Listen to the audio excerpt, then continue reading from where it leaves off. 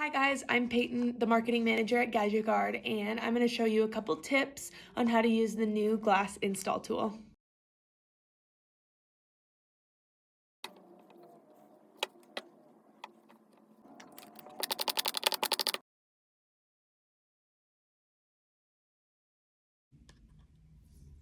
Pull it right off.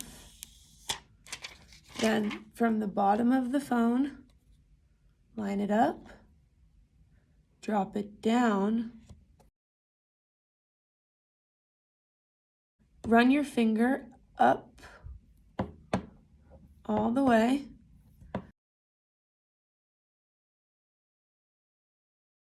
The top of this arrow is not sticky, okay?